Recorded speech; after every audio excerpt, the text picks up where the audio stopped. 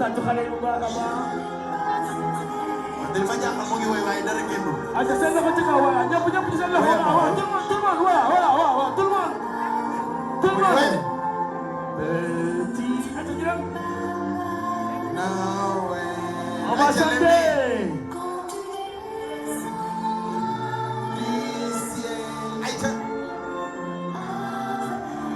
waaye ana parents yi waay ay parents yi encouragé leen xale yi waay.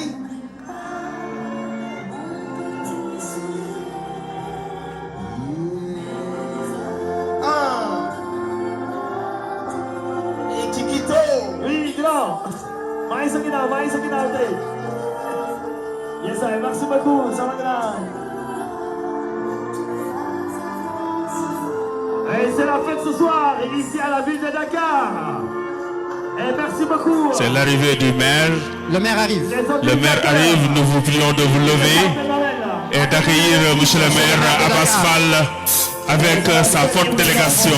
Aujourd'hui, c'est la ville de Dakar qui est représentée dans toutes ses dimensions. Service yëpp. Tous les services de la ville de Dakar aujourd'hui sont à l'honneur dans cette manifestation. Mu nekk un réel plaisir parce que en honorant les enfants de la ville de Dakar, ce sont les parents eux-mêmes qui sont honorés. Et les parents sont à l'honneur parce que la ville de Dakar a toujours eu comme leitmotiv, comme sacerdoce, de mettre à l'aise ses agents. Monsieur Abass Fall, il est là. Merci beaucoup le maire de la ville de Dakar. On a une très forte délégation. Monsieur le maire Abass Fall ma ngay nuyu. Monsieur le maire. bu ñu nuyoo autorité yi nag. La ilaha illallah. Lii kenn musu ko gis. dama ni nii macha allah. Lii kenn musu ko gis ci Kifo. moo tax lii rafet na. Lii c'est pour une première, lii kenn musu ko gis. Une personne très sympa. Non, très dynamique. Et il est très dynamique. Et aussi humble, c'est très important. Machallah, c'est le maire. C'est le maire Abass Fall. Aïcha Abass Fall gi noonu. Agsi na. dañ koy dalal. ak une très forte délégation. Et fii ci ville de Dakar. Merci beaucoup. ma nga nuyu autorité yi. ndeysaan. et DJ xam nga lu ma bëgg. waaw. bu ñëwee nag ba taxaw sur place. Merci beaucoup. dama bëgg nag ñu daal di yëkkati nag bàkku réew mi.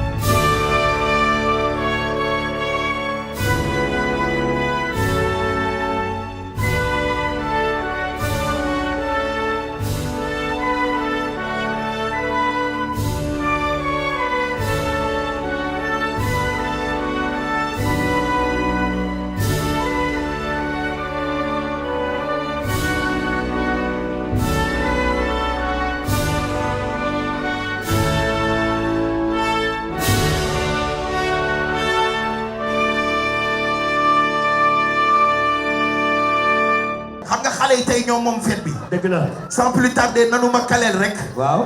benn artiste. waaw. nga xamante ni si tey mooy ñëw bégal nu. bu maire accès xale yi teel a kontaan teel a reetaan. waaye tàcc leen ñu xin waay. salaamaaleykum. waay maaleykum salaam waay. ñu ngi leen nuyu. monsieur le maire xaw ma woon tuuti wala. waaw lu ngeen tuddee. kese ma ma leen. ñu ngi leen nuyu di leen ziar di leen bëggee di am mbégte contentement di nuyu kilifa yi fi nekk yëpp. nuyoo dama bëgg nuyoo boo xam ne fay gi dafay leer ba pare dama dégg ko. est-ce que pare ngeen pour ñu feete tey. est-ce que pare ngeen. fii am na ay xale. est-ce que am na ay xale. képp kuy xale yëkkati sa loxo ma xool. waaw papa yëpp yàgg yaay xale yi. ana xale yi. léegi nuyoo bii may nuyu man xale yi laa ko nuyu nuyoo gu ma mag ñi on est d'accord. léegi képp kuy xale rek façon nuyoo bii ma nuyoo la damaa bëgg ngeen fayee ma ko on est d'accord. pare ngeen pour fay ma xale yi. est-ce que xale yi ñu ngi fii. su ma waxee est-ce que pare ngeen ngeen di ma si pare nañu on est d'accord. est-ce que pare ngeen. si pare nañu. léegi nag dafa am ay délégation yu am solo yu fi ñëw. suñu baay Alaaji Mansour Mbaye dafay ñëw griot bu mag bi ndaxte bu meeru Dakar xewle ak histoire Dakaru faaw suñu baay Alaaji Mansour Mbaye teew ci dama bëgg ngeen tàcc suñu baay Alaaji Mansour Mbaye bu baax a baax a baax a baax. waaye ñu tàcc suñu baay El Hadj Mansour Mbaye waaye ayca. ndeysaan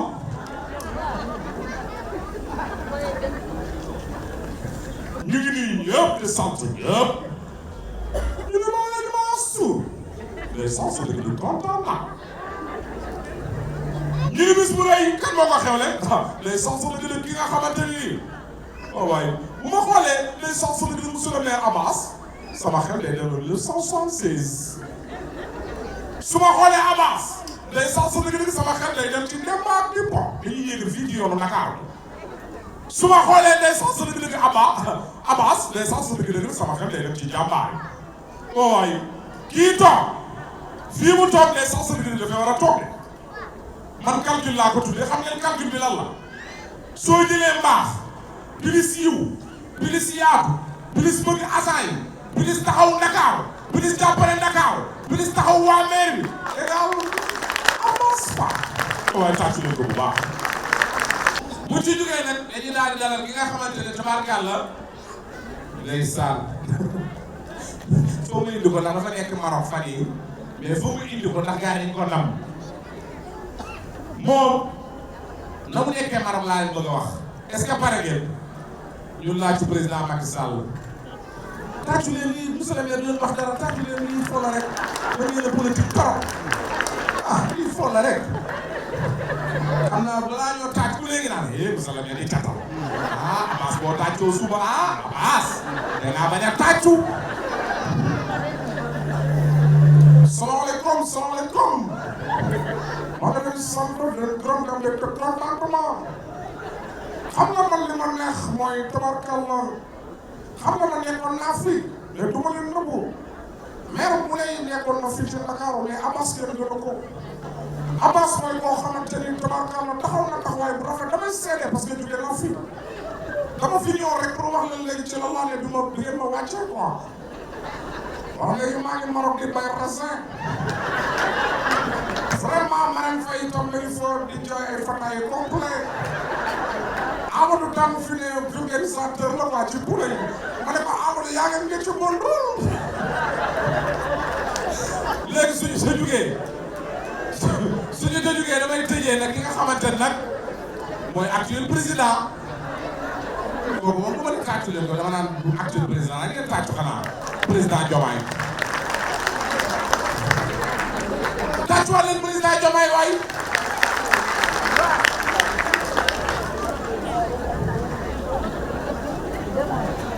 merci beaucoup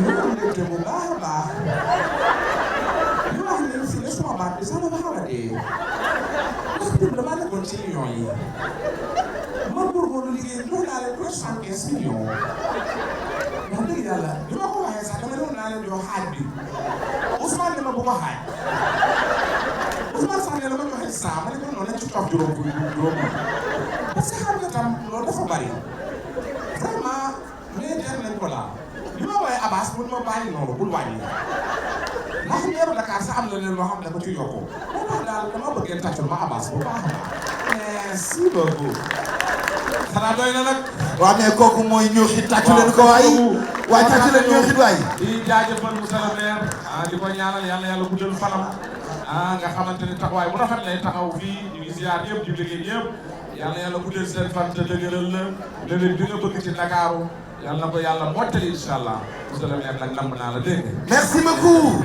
merci beaucoup. kooku mooy ñooxit tàccu leen ko c'est un artiste. on va accueillir Abdou Djibi Ba. asalaamaaleykum Dakar asalaamaaleykum monsieur le maire asalaamaaleykum ñi toog ci kanam ak ñi toog ci ginnaaw asalaamaaleykum tout le monde bon dama bëggoon xale yi ak yaay ak papa yi ñu woyandoo tuuti ak man avant DJ bi di balancer le son est-ce que vous pouvez chanter avec moi merci. Le savoir est une arme, le savoir est une arme, le savoir est une arme. Tout le monde.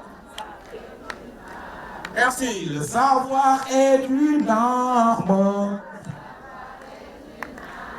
ngeen naa la xam soo ko wax mu gën a wóor. xale yi jàng leen yee. bon famille patience lay wax ak sapour patience. tout le monde. ana loxo yi waay. Tempo, tempo, tempo. Tempo, tempo, tempo. Tempo, tempo, tempo. Naka, naka. Tempo, tempo, tempo, yo. Tempo, tempo. Tempo, tempo, tempo, yo. Naka, munyala. Lumetia. Naka, munyala, yo. Lumetia. Merci beaucoup. Merci. ay tàkk leen ko waay. Merci. et merci beaucoup. maa ngi koy may volontaire yi. Aïcha. parce que nekk naa volontaire 6 ans. ndeysaan. avant ville de Dakar di m'embaucher. macha allah. Donc merci à tous les agents. waay tàkk leen ko. Merci pour les volontaires de la ville de Dakar. macha allah. Merci Abbas. et Monsieur le maire. il se nomme Abdou Jalil Ba. il fait partie de la maison. mais aussi amaat na beneen daanaan. Aïcha. boo xamante ni si moom it ci kër gi la nekk. waaw ma xam ne. nga maire de la ville de Dakar.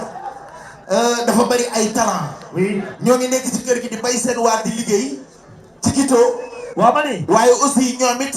ay artistes lañu ci Kito. waxoon naa la. Aïcha. di nga gis agent de la ville. Aïcha. animateur. animateur. di nga gis agent de la ville. Aïcha. comédien. Aïcha. di nga gis agent de la ville. Aïcha. boo xam ne day defar théâtre. très bien. comme nag affaire bi. affaire bi ville de Dakar na lépp am. ville de Dakar. il s'appelle Malamine. xulóowuma xeexuma jàmm laa woote lu leer laa la wax léegi ku wootewul jàmm man Ousmane fi mu toll nii Sénégal daa jël coupe tabb 2 étoiles. dëgg la Ousmane damaa jël coupe damay tabb 2e étoile pour sama bopp. maanaam ah dégguma de wuy ma wax ji moo leerul ci man da ngay ma ne damay tabb 2e étoile pour sama bopp. maanaam jël beneen. beneen lan ah Ousmane. faaw. da ngay laal ñaareel laa ñaar. bañ ñu ko de waaye loolu mbirum président la ak premier ministre man yàlla daa dogal sama waay benn la woote benn rek yow wóor na nga sa waay benn la woote. benn la laal man benn laay laal fekk laalul ñaar duma laal ñaar Ousmane. Malamine wóor na la benn la woote. moo loolu après dinañ ci wax ak moom maa la ko wax kaay ñëwal nii dama bëgg ñu jëw tuuti jëw nii waaw waaw Ousmane yow xam nga li yàlla wax ci jëw. Malamine gis nga yàlla nag booy seet moom li mu tere yëpp baaxul dëgg la waaye lépp a neex xam nga tey jàpp nit naan non diw nii la mel diw nangam loolu dafa neex. yàq nit quoi. très bien léegi kañ jëw. koy yàq. madame Guirassy. yàlla tere. Ousmane yee du ma ko da ngay laal du ma ko laal saa yi. dama nag rek du ma ko laal. yow jëwoo de maa jëw. yow jëwoo maa jëw kaay. Ousmane. Malamine. xam nga madame Guirassy. fii kenn newu fi. da lay bindal saa yi. jëwal wuy ma waa kaay man xam naa ni gaaw na ci demande d'explication. waaw mais yow jëwoo man maay jëw kaay nii. Ousmane jëwal kaay nii. jëwal kañ ko jëw. Malamine. waaw. mbaa kenn dégguñu. yow wax rek. non déet damay leerlu. xam nga waa DRS ñoo gaaw ci allo kooku la monsieur Niang nga ne waaw ñëwee la bu subaa nga jaar lu xew ñëwee la demande d'explication loolu laay bañ. waaw jëwal. waaw kenn déggul. ok sànq dama laa dégg ci yoon bi nga ne ma da nga dégg ñëwee la madame Guirassy daa mën a jàng xaw ma. jàng rek lay def. kooku dafa jàng am na diplôme yëpp moo ko may li mu ko may nii. la moo tax yéen Sénégal du ngeen wax loolu wóoru madame Guirassy gis nga wàllum njàngam man maa ci xam dara mais du yow. Ousmane yow mii. waaw. Ousmane ba sa caaxaan yi ma toog nii wala. Malamine. waaw daa la yëgal benn mbir de madame Guirassy 6e ndaare ba CM2 maam ñoo bokk classe. yow mi Ousmane. bokk benn banc bu ñuy toog su ma nee nii jàkkaarloog moom bu nee nii jàkkaarloog man maa la ko wax. Ousmane sama xarit gi te ñaata at nga am. non at yi jarul ñu koy lim adduna amul solo mais gis nga lenn dana la ko wax gis nga way boobu xale yi daan way ay jamono ndaare buntu kus. waaw. madame Guirassy moo appoon ndaa rek avant ndaa rek maa la ko wax. xanaa kon yaa ci boole buntu kus gi. loolu biti la fa naan ñëpp moom la ñuy waxtaanee fi mu toll. waaw kay. Malamine madame Guirassy mi ngay wax. madame Guirassy man. mii toog nii. mii man. Malamine. Ousmane yaa ngi gis dañuy jëw. jëw lan. madame Guirassy mi ngay jëw. yow madame ñaa nga ne madame Guirassy. Malamine doo bàyyi li ngay def. Malamine kii sa nit la. Malamine est-ce que yëg nga leen ci àdduna. waaw. non sa baaraam yi ngay jël de boobu rek ma. waaw bisimilah waxal. gis nga booy wër jom jom fulla fulla fayda fayda nangoo liggéey nangoo liggéey teel a xëy teel a xëy yéex a wàcc yéex a wàcc jàppal madame Guirassy non man waxantuma de damay wax man damaa ñam DRH 8 heures moins fa la koy fekk bu dugg see agent yëpp dinañ ñibbi mu soog a ñibbi. Ousmane yaa soppeeku. non maa Lamine yow neel xale yi nañ jéem a fexe ñafe ngir mel ni moom jàmbaar dëgg ngi nii monsieur le maire Abass Fall lenn rek laa koy wax. mooy lu mu fonkoon madame Guirassy benn nag ko fonk fukk ndax liggéeykat la. waaw loolu lu ma leer la. waaw Ousmane. yaa ngi wax Abass Fall de. monsieur le maire. Abass kooku sama booy la. ah waay doo mbaay waay yow nga ma Abass. waaw Ousmane bi ñaata at la. ma fàttali la wala. fii la woon fii. waaw man ak yow. ñu see spectacle wàcc ne ko monsieur le maire mën nañu jaar leen bureau. bul fàtte moom bu fàtte ñu fàttewul de. waaw wax nga dëgg kii ñu nag moom histoire bu yàgg la. sama téléphone la woon. wéef ma. te laa dégg teg. jërëjëf. waaye nag. maanaam. waaw. gis nga lu waaye waxati boo gisee nen da nga naan nen a ngi. waaw kon nen a ngi. xoola fii agent yoo fi gis ñu taxaw. waaw muy ñaar mbaa muy ñett moom la ñuy jëw. jëw waaw. moo ko liggéey. Ousmane luñ koy jëwee. ñeenti atu grève li ñu bëgg mënul sotti mu ñëw toog ci 1 mois mu lijjanti ko. maa la bàyyi loolu. tamit xam nga. Ousmane. ma continuer wala. ñëwal ma xool. bi muy ñëw. waaw bourse d'études yi. waaw daa bloqué woon rap. waaw. bi mu ñëwee xam nga lu mu njëkk a wax. waaw pourquoi lii débloqué leen. pourquoi ça. ko yëg nga pourquoi ça bi. débloqué ba pare yokku effectif bi. man permis de conduire sama waa koñ. waaw damay romb sax ñu naan ma yéen seen permis yi ma déposé woon daaw jéeg daawaat jëbalee jotuma fan yii damay romb ñu naan ma yow woo nañ ma man la woo nañ leen. man la Abass la c'est le meilleur. ni la yàlla dogal. yow maanaam kii du nit. mais am na rumeur bu may dégg. muy lan. affaire kii yooyu noonu logement yeeg yooyu. dañuy dëkk ba dëkkaale ñun ci mbaaxu yàlla Abass. dégguwuma xanaa balaa pare ci ñun waxuma la sax ay terrain yéen moom tabax leen de caabi kër ngi nii lay wax. agent bu nekk nag. Ousmane loolu du ma ko laal. ankay dañ ko laal du ma ko laal ko mënut a ñàkk. du ma ko laal. kon nag xam nga man Ousmane lan laa diggal xale yi fi ne. waaw mooy jàng. fas yéenee teral ndey. waaw fas yéenee teral baay. mooy jom. mel ni madame Guirassy bi. wala monsieur le maire. Abass Fall. waaye nag leen laa ci yokk. mooy nag gis nga bis bu ma taxawee buntu bureau. waaw man ak yow war a dugg. xaw ma kuy secrétaire am xaw ma mi ngi fi toog xaw ma toogu fi waaye bis bu ma nee audience du ko defati. lay ma su boobaa nu may def. dama koy laay fal. tapote leen mu jóg ko tapote leen ayca na gaaw tapote leen mu gaaw ayca laay fal. salaamaaleykum. monsieur le maire. yaakaar naa xàmmee nga nu de.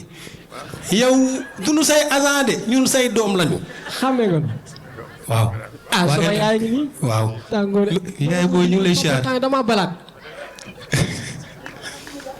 te fii laa dem si de. Ndel.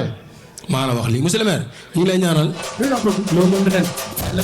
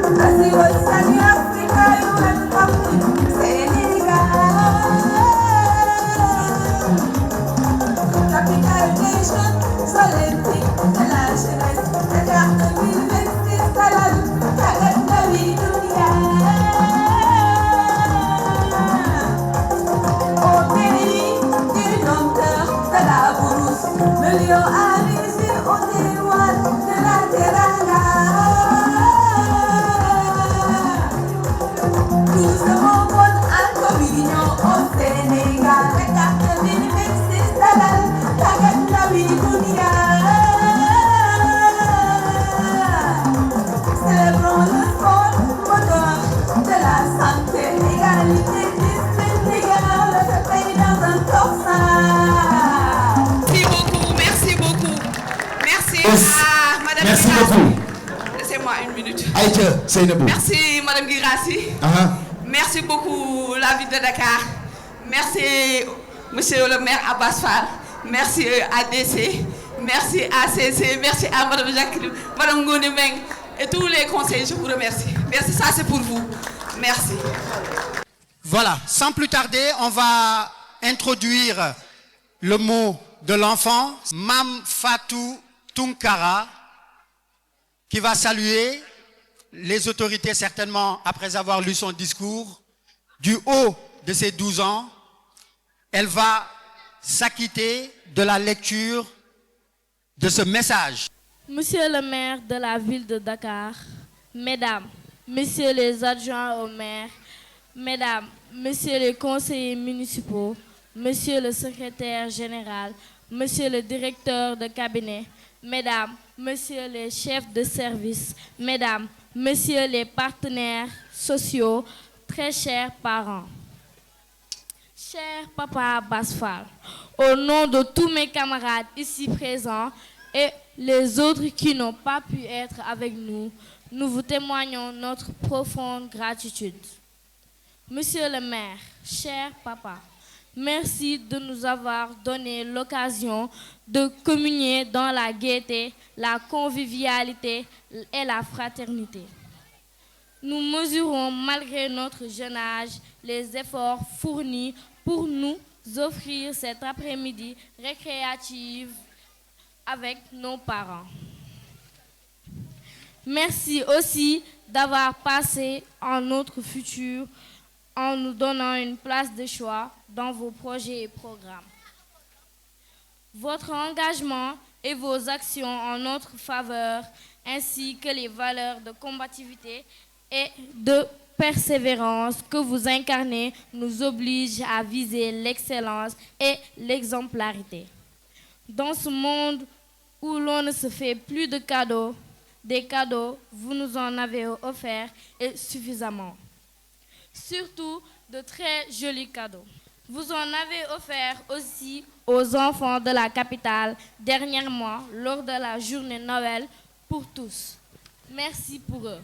Encore un cadeau, vous nous avez offert un joyau en cette fin d'année, le pavoisement lumineux de la capitale. Dakar scintille, Dakar ville lumière. Vous avez illuminé en même temps le visage de milliers d'enfants émerveillés dans le parc de lumière à la place de l'indépendance. Nous vous en sommes très reconnaissants, monsieur le maire. Aussi, pendant les grandes vacances passées, grâce à vous et au conseil municipal, nous avons passé de merveilleux moments à Saly lors de la colonie de vacances. Permettez-nous d'exprimer le souhait de nous rendre à l'étranger pour la prochaine édition. Nous sommes convaincus que vous en ferez votre priorité. Monsieur le maire, cher papa Abass Fall, chers parents, on vous dit merci. Merci, jërëjëf. Merci beaucoup, Mame Fatou Tunkara, qui va finir d'applaudir, qui va finir de saluer. Voilà, vous qui avez fini de l'applaudir, elle va aller s'installer au niveau des autres enfants. Et la fête va continuer, les prestations également vont continuer. Merci, Papi. Merci beaucoup. C'est la mairie de Dakar. Et on encourage vraiment tous les émois. Est-ce que par exemple pour nous dem Fouta, par exemple pour fête, il n'y a pas de complexe, nous sommes champions d'Afrique, on est ensemble, on se fait plaisir. Alors, si nous avons ces règles, on bouge, et puis c'est le point.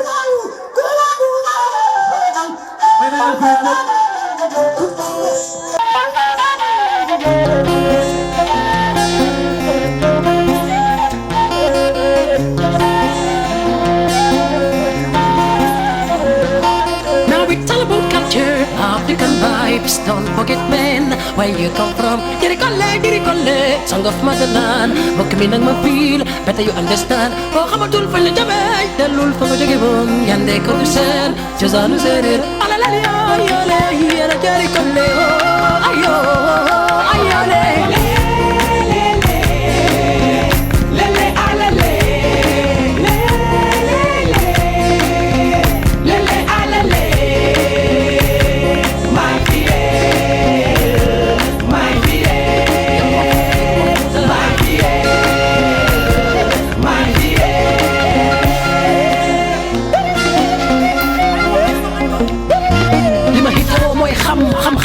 nga jóge woon boo xamatul fañ la jëme na nga delluwaat fa nga dore woon say reen baru la réer maama booy li mu diggee woon my culture mi ngi ne tege daal fi mu teg woon qui je suis où je vais d'où je viens war nga ko xam qui sont les miens ou sont tes tiens te africain ou bien rien lu ci sa aada fuy sa skan xarit sama war nga xam-xam mi ngi làqu woon de la sabab nga tegu ci yoon cangaay lañu ñu sangee jaaraama isutu buubu li panel boobu mam booy lu mu jëboo na ngay law ba ni jaaraama sàll eliman ay se podor mi meen rait xanaa fu ñu jëm deena ay njexeen njexeen lele alale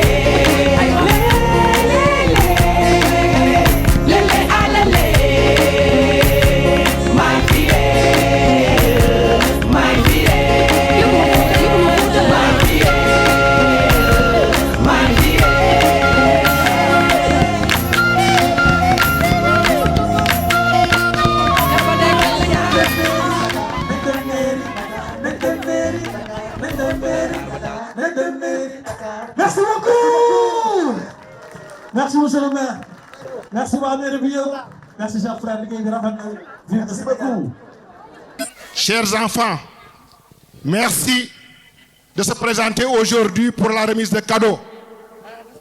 Mais tout d'abord, damay tàmbali sama bataaxal ci wax ko ci langue Kocc ndax ñëpp mën ko dégg.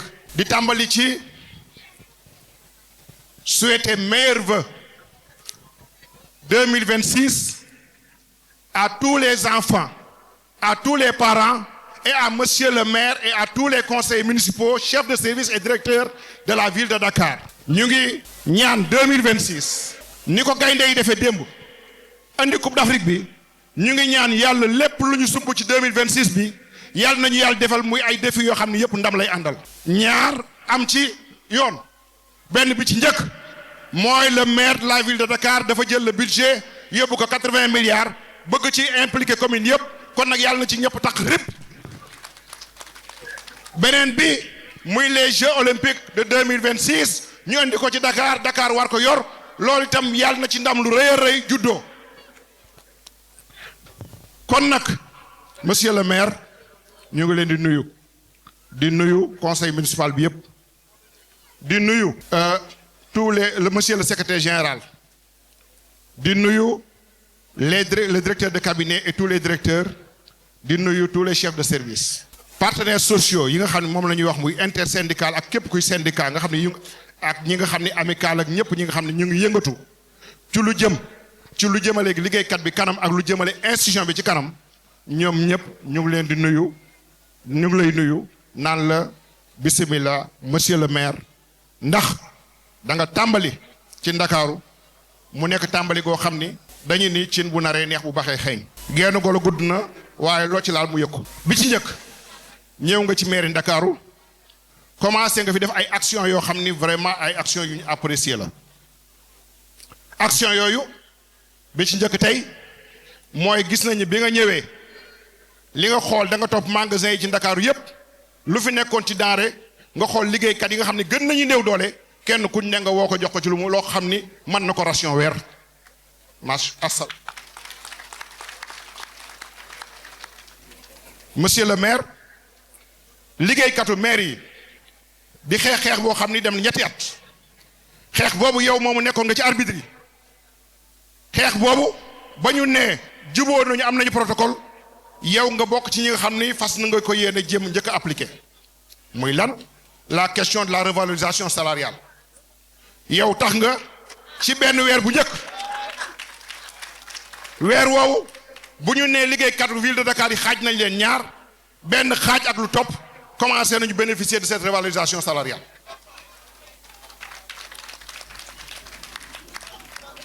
loolu muy lu am solo ndax ñi fi ñëwoon saax ñoom Ousmane ak Lamine bi ñuy wax nañ ko te loolu ñu wax gis nañ ne daawuñu yàkkamti weer dee waaye léegi mën nañu xaar weer ndax danañ fay boru jàmbur ba pare ëlbati ko am lu ñu yóbbu seen jëf ci ñoom monsieur le maire tey jii dañu bëgg loolu ñu dajale ko mu mat ndax am na ñoo xam ne ba léegi gisaguñu seen bos ana ngeen waaw kon nag yéen a ngi noonu monsieur le maire kon nag dañoo bëgg loolu nga xam ne moom la ñu waxoon la question de la revalorisation salariale ñu mën a fexe alignement boobu daj tous les travailleurs de la ville de Dakar. Intersyndical nee na monsieur le maire dañoo bëgg ñu toog ñu waxtaan parce que xam nañ ne ay partenaires sociaux lañu te ay partenaires suñu waxtaan xajul ci mbedd ci biir néeg la xaj moo tax ñu lay woo ñu bëgg a toogandoo ci biir néeg bi waxtaanandoo tënk la nga xam ne war nañ ko tënk mu jëm kanam ndax itam y a la question administrative de ces travailleurs kenn ku ci nekk sa situation administrative ñu war ko régler définitivement yooyu yëpp ci biir néeg la fekk. lii également moom mooy collaboration participative et c'est de la vraie politique sociale. Et à la suite du président de l'intersyndicale. def leen ko ni ko yàlla def mu noppal leen bu ngeen ko deful ni ko yàlla def mu jaaxal leen jël bu yàlla jël foo ko jëlee way boo ko jëlul teem koo jël mu jëli di fi dik Abass Fall di fi dik ba xam xale yi nañu nekkee ak nañu tooge di fi dik. Monsieur le maire, mesdames, messieurs les adjoints au maire, mesdames, messieurs les conseillers municipaux, monsieur le secrétaire général, monsieur le directeur de cabinet, mesdames, messieurs les directeurs et chefs de service, mesdames, messieurs les partenaires sociaux, chers collaborateurs, chers parents, chers enfants, honorables invités. En ce début d'année nouvelle, je prends la parole avec une émotion profonde, sincère et assumée. Car aujourd'hui, ce n'est pas seulement un responsable des ressources humaines qui s'exprime, mais une femme qui parle au nom des femmes et des enfants, des hommes qui font battre le cœur de la ville de Dakar. Cette cérémonie d'arbre de Noël est bien plus qu'un moment festif. Elle est un temps de reconnaissance, un temps d'arrêt, un temps de vérité. Un instant rare où l'institution prend le temps de regarder ses agents, non pas comme des matricules ou des fonctions, mais comme des êtres humains avec leurs forces, leurs fragilités, leurs familles et leurs espérances. Car derrière chaque service rendu du citoyen, il y a des heures de travail souvent invisibles, des sacrifices silencieux, parfois des nuits écourtées, parfois des renoncements à des moments précieux en famille. Et pourtant, malgré la fatigue, malgré les contraintes, vous êtes là, fidèles, engagés, debout. La fonction ressources humaines que j'ai l'honneur d'assumer est avant tout une mission d'écoute et de protection.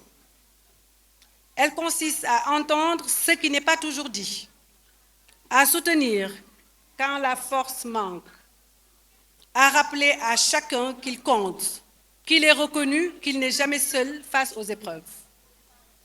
Je veux, en cet instant solennel, rendre un hommage appuyé, respectueux et profondément reconnaissant à l'ensemble des agents de la ville de Dakar. Vous êtes la colonne vertébrale de cette institution. Sans vous, aucune politique publique ne prend corps. Sans vous, aucune vision ne devient réalité. La tenue de cette cérémonie en ce 21 janvier 2026 a une portée symbolique forte. Après une période où les circonstances avaient imposé d'autres formes de solidarité, ce rassemblement marque un retour à la chaleur humaine, à la proximité et au partage. Il nous rappelle une vérité fondamentale. Une institution ne se renforce jamais en ignorant ses agents, mais en les reconnaissant et en les respectant. Chers collaborateurs, vous êtes notre plus grande richesse. Et cette richesse n'est pas seulement faite de compétences ou de savoir-faire, mais de dévouement, de loyauté, du sens du devoir. La politique RH que nous portons repose sur une conviction profonde. Il n'y a pas de performance durable sans respect de la dignité humaine. Respecter, c'est reconnaître l'effort. Respecter, c'est protéger dans la maladie, dans l'accident, dans l'épreuve. Respecter, c'est accompagner, même quand les temps sont difficiles. Cette vision humaine est responsable à trouver un écho fort dans l'action municipale conduite sous l'impulsion de Monsieur le maire Abass Fall et de tout son conseil municipal. Chers collaborateurs, l'année 2026 est une année historique. Dakar accueillera les Jeux olympiques, les JOJ. Donc on dit Dakar accueille, l'Afrique célèbre et le monde observe. Cet événement engage notre image et notre responsabilité collective. Les agents de la ville que vous êtes en seront les premiers ambassadeurs. Je lance un appel solennel à l'engagement de tous. Rigueur, discipline, professionnalisme et esprit d'équipe. Car la réussite de Dakar 2026 se jouera aussi dans nos services et dans chacun de nos actes. Je sais pouvoir compter sur vous.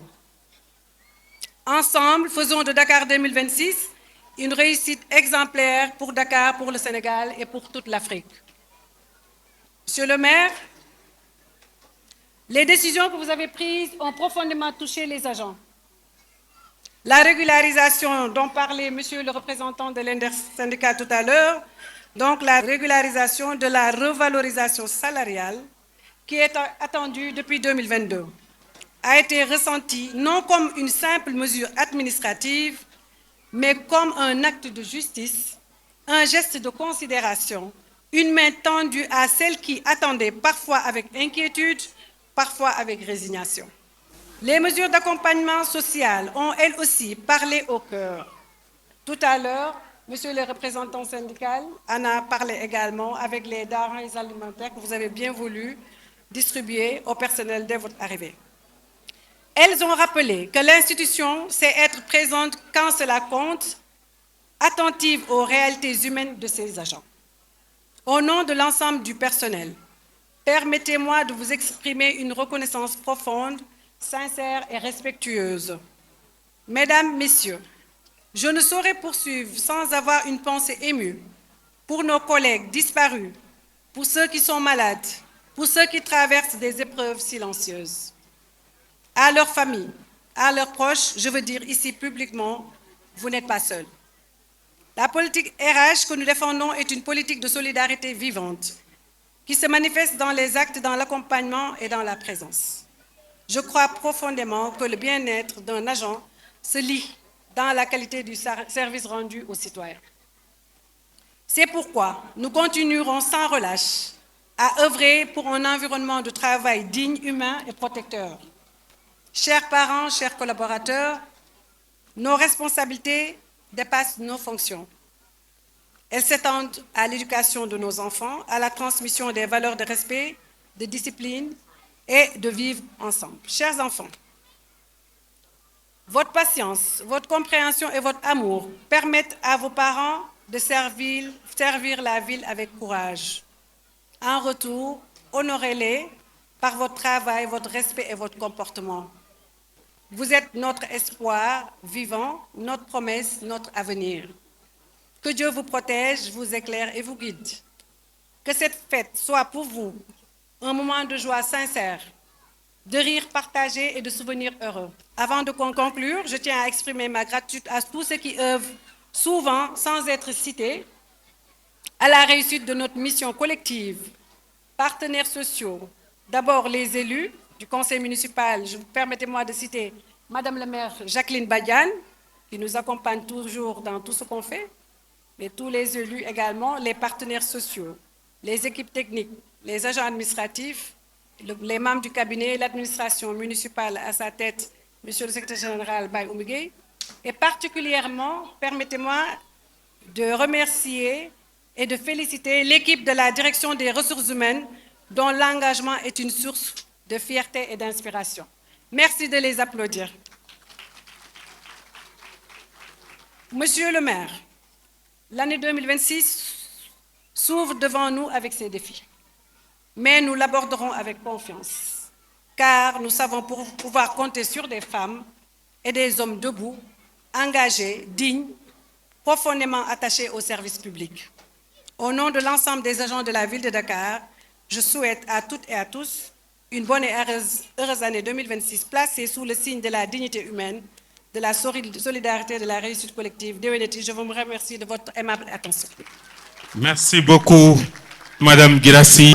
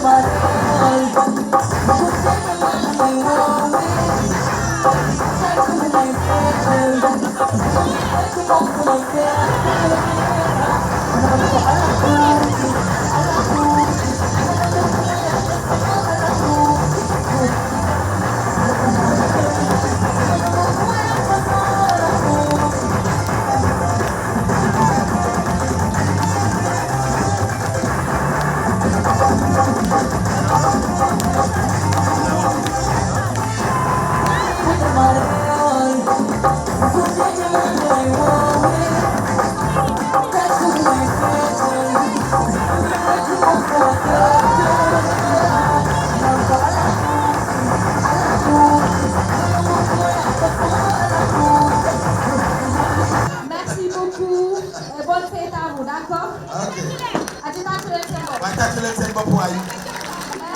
Merci beaucoup.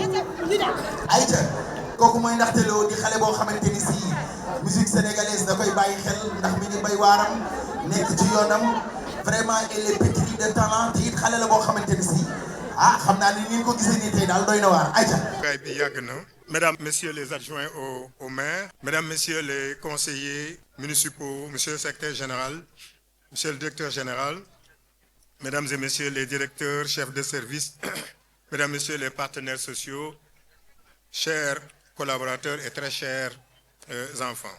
Je voudrais exprimer avec reconnaissance et gratitude mes remerciements les plus sincères à toutes celles et à tous ceux qui, par leur présence ici, leur message, leur prière et leurs gestes de solidarité m'ont témoigné leur compassion et leur soutien à la suite du rappel à Dieu de mon jeune frère.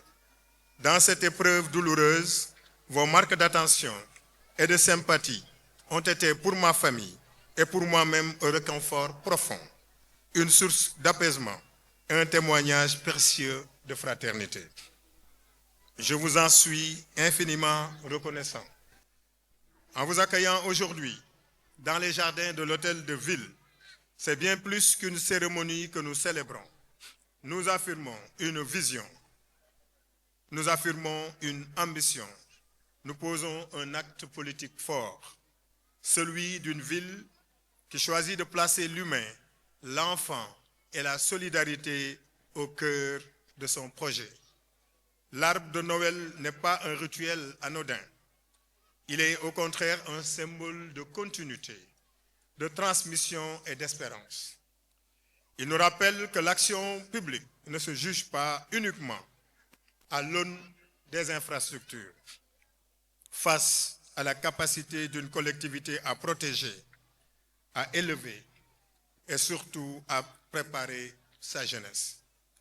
Très chers enfants, vous êtes la raison première de notre engagement. Vous êtes le présent que nous devons préserver et l'avenir que nous devons construire avec lucidité et courage. En 2025, dans un contexte national et international, excusez-moi, marqué par des tensions économiques et sociales, nous avons fait un choix clair, ne pas renoncer à la joie, ne pas sacrifier l'expérience, ne pas détourner le regard de l'enfance. Illuminer Dakar, faire briller ses artères, offrir à ses enfants des moments de bonheur partagés, c'était un acte volontaire, assumé, profondément politique. Car une ville qui cesse de faire rêver ses enfants est une ville qui abdique son avenir. Mesdames, Messieurs, notre projet pour Dakar est clair, bâtir une capitale inclusive, résiliente et compétitive. Une ville qui réconcilie modernité et solidarité, performance économique et justice sociale. Les enfants, même lorsqu'ils ne prennent pas la parole dans nos assemblées, sont pleinement intégrés à cette vision. C'est pourquoi, dès 2026, nous renforcerons les politiques publiques qui touchent directement à leur épanouissement, à leur sécurité et à leur avenir. Nous investirons dans l'éducation, le sport, la culture et la santé, non comme des dépenses, mais comme des leviers stratégiques de transformation sociale. Les bourses d'études les infrastructures sportives de proximité, les équipements aquatiques, les espaces de loisirs et de rassemblement ne sont pas des projets isolés. Ils constituent les fondations d'un capital humain solide, condition essentielle du développement de Dakar et du Sénégal. Chers enfants, les cadeaux que vous recevrez aujourd'hui sont un geste d'affection, mais aussi un message. La ville croit en vous. Elle vous appelle à cultiver le travail, la discipline et le respect. Parce que ce sont ces valeurs qui forgent les citoyens responsables et les leaders de demain que vous êtes. Le Dakar de demain, ce sera le vôtre. À vous de l'habiter avec intelligence, intégrité et engagement. Mesdames, Messieurs, chers enfants, notre nation vit un moment de grâce et de fierté partagée. Dimanche dernier, l'équipe nationale de football du Sénégal a remporté la Coupe d'Afrique des Nations. Bravo à nos Lions. Au-delà de ce trophée, nos Lions nous ont offert une leçon magistrale de résilience, de persévérance, mais surtout de cohésion nationale. Ils nous ont rappelé que les plus grandes victoires ne naissent jamais de la facilité, mais du courage, de l'abnégation et de la fidélité aux valeurs. Face à l'adversité, ils ont tenu bon. Dans l'effort, ils sont restés unis. Dans la victoire, ils ont su demeurer dignes. Ils ont incarné le Djom, ce courage profond qui pousse à se relever quand tout semble vaciller. Le Foula, cette dignité sereine qui honore aussi bien la victoire que l'épreuve, la rigueur par la discipline, l'exigence et la constance dans le travail, et le patriotisme sincère en portant haut et avec fierté les couleurs du Sénégal. Chers enfants, inspirez-vous de ce parcours des Lions, qu'il soit pour vous des modèles dans vos études, dans votre comportement, dans votre amour du pays. Car le Sénégal de demain, comme la ville de Dakar que nous construisons, aura besoin de femmes et d'hommes animés de la même rigueur et du même sens du collectif. Cette victoire nous enseigne une vérité simple et puissante. Lorsqu'un peuple croit en lui, lorsqu'il avance avec méthode et unité, aucun obstacle n'est insurmontable. C'est pourquoi, mesdames et messieurs, notre ambition pour 2026 est à la hauteur des attentes des Dakaroises et des Dakarois. Notre choix politique est clair et assumé. Investir dans la jeunesse, soutenir les familles et préparer l'avenir de Dakar. C'est dans cet esprit que nous engageons des efforts substantiels et durables dans l'octroi des bourses d'études afin de soulager les ménages, de réduire les inégalités sociales et de garantir à chaque enfant de Dakar les mêmes chances de réussite. Les contraintes, nous les connaissons. Vos sacrifices, nous les mesurons. Et je tiens à vous assurer que l'amélioration de vos conditions de travail, je m'adresse à l'ensemble du personnel de la ville de Dakar, vos conditions de mobilité et de protection sociale est une priorité politique que nous assumons pleinement. Je voudrais aussi profiter de cette occasion, le secrétaire général me l'a dit tout à l'heure, nous allons, pendant les JOJ que nous allons accueillir, et nous allons organiser une grande mobilisation lors, je crois, d'un marathon que nous allons organiser au mois de février. Nous allons mobiliser le personnel de la ville de Dakar, nous allons mobiliser les enfants, nous allons mobiliser les populations dakaroises, nous allons mobiliser la présidence de la République, nous allons mobiliser la primature et le gouvernement pour lancer les JOJ au niveau du département de Dakar. Nous avons vu tout à l'heure des talents cachés. Madame, nous avons vu que ville de Dakar, di fi liggéey mais woné ne amna lu len yalla denk lo xamni war nañ ko mëna utiliser et inchallah on va faire la promotion de ces talents internes lors des JOJ pour ñu xamni ville de Dakar amna ay fonctionnaires yu mucc ay mais amna ño xamni aussi ci walum bégal walum culture mën nañ ci apporter dara. Inch'Allah, daañu liggéey mobiliser leen pour boole leen ci activités yi nga xam ne dinañ ko def fii ci au niveau de la ville de Dakar. Mesdames, Messieurs, je termine par ceci. 2026 est là. Dakar fait un choix clair, celui de l'unité, de la responsabilité et de l'audace. Nous avançons avec la conviction que l'avenir se construit, il ne se subit pas. Je forme le vœu que l'année 2026 soit celle d'une capitale rassemblée autour de l'essentiel, constante en ses institutions, fière de ses valeurs et résolument tournée vers l'avenir sous la bénédiction divine. Que la fête soit belle et que Dakar continue de grandir avec et pour ses enfants. Je vous remercie.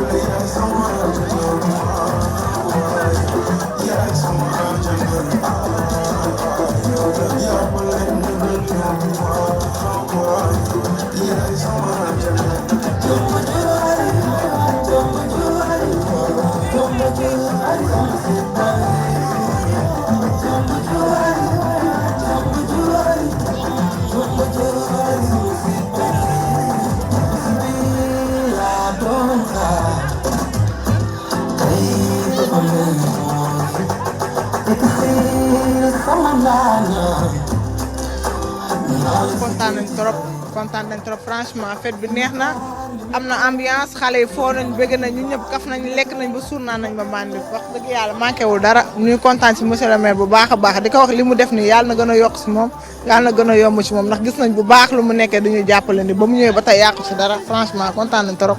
bu xale yi seen xol sedd rek suñu parents yi suñu xol sedd ndax tamit li ñuy daw lépp pour ñoom vraiment bon ça a été très émouvant en un moment parce que dañoo yàgg ci maire bi nag dëgg yàlla tey bu ñu gisee cadeau yi ñu gën koy yokk ba pare mu gën a am qualité avec ci passage u Abass Fall dañ ciy kontaan. merci monsieur le maire.